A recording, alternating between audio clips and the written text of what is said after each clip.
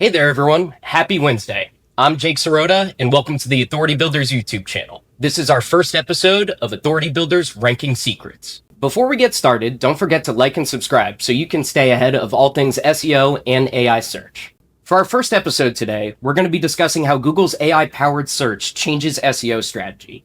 I'm going to be sharing some tips, tricks, and a little bit of SEO industry news so that you can keep up to date with your SEO strategy.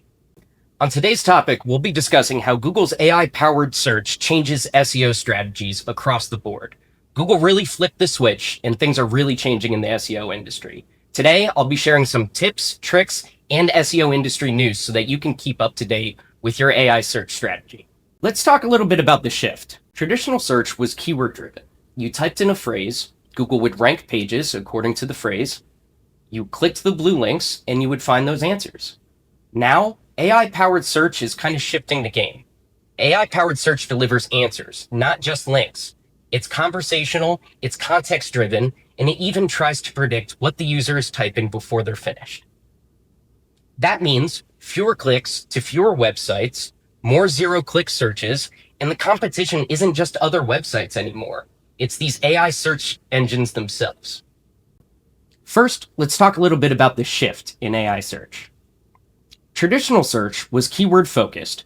You typed in a phrase, Google ranked pages, and you clicked the blue links to find the answers that you're looking for. Now, AI-powered search delivers answers, not just links. It's conversational, it's context-aware, it can remember its history, and it even tries to predict what the user is typing before they're finished. That means fewer clicks to fewer websites, more zero-click search terms. The competition isn't just websites anymore. It's Google and other LLM models. So now that we know a little bit about the shift in user behavior, let's talk a little bit more about what this actually means for marketers and businesses. First of all, content needs more depth, and I mean real actionable experience, not just fluff that you would normally put for SEO purposes. AI rewards pages that answer real questions comprehensively, not surface-level keyword stuffing that used to work in the past. Also, topical authority is everything. If you're the go-to expert on the subject, if Google sees that you have multiple pages ranking about different questions that people have about your industry, then AI is more likely to pull from your content because you're an expert across the board. Things like schema markup, FAQs, how-to formats, they all help AI understand the structure of your content a lot more and get that information to users. Another thing that really matters is brand mentions. Reviews and third-party websites that are talking about your brand have proven to be a huge source of AI citations. Mentions, reviews, and trust indicators tell Google you're a credible source worth mentioning. User experience is more important now than ever. Things like time on page, bounce rate, and user interaction matters more than you think whenever it comes to getting your website cited in AI.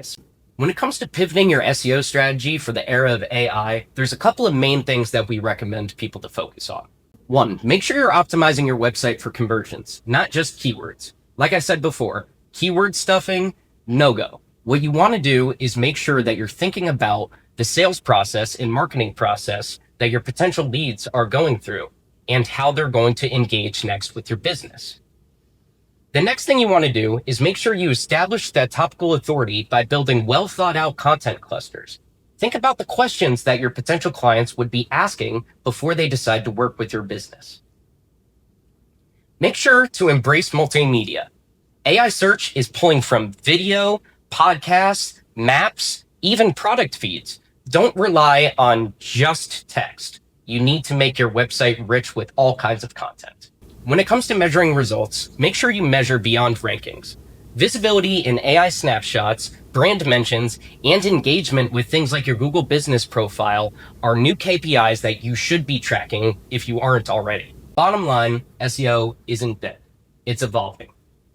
No matter how many people are trying to rename it to AEO, GEO, or some other acronym, it is clear that Google and other AI companies are forcing businesses to structure their content in a different way that meets readers. And if you can adopt your SEO strategy now, you can make sure that you'll continue to show up on Google search and other AI search models.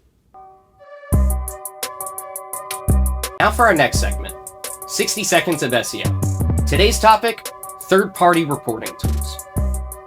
When I talk about third-party reporting tools, I'm thinking about things like SEMrush, Ahrefs, or some other keyword trackers that you might be using to estimate how much organic traffic your website is getting. I see people time and time again rely on these third-party metrics way too much. Now, don't get me wrong. If you're doing competitor research and you're trying to estimate maybe a good keyword strategy, these tools are tremendously helpful. But when it comes to evaluating your own website's traffic, you need to be using first-party data. Now, what do I mean by first-party data? I mean data that you own by properly setting up Google Search Console and Google Analytics. That's where you're going to get your data straight from the horse's mouth versus relying on estimations.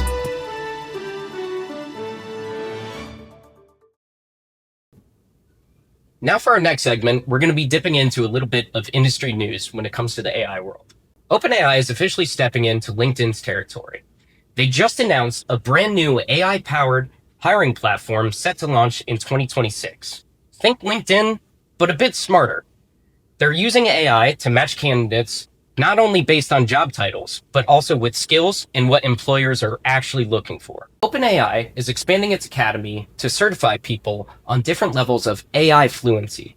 The whole goal is to have 10 million workers certified by the year 2030. Walmart is already on board with adopting this program. So what does this mean? Well, OpenAI isn't just trying to connect you with a job. They're also trying to retrain the workforce for the AI-driven future. Microsoft owns LinkedIn, so this is a pretty big deal. But what do you think? Do you think OpenAI can really take on LinkedIn? Or is this just another tech giant overstepping? Remember Google+? Let us know in the comments what you think.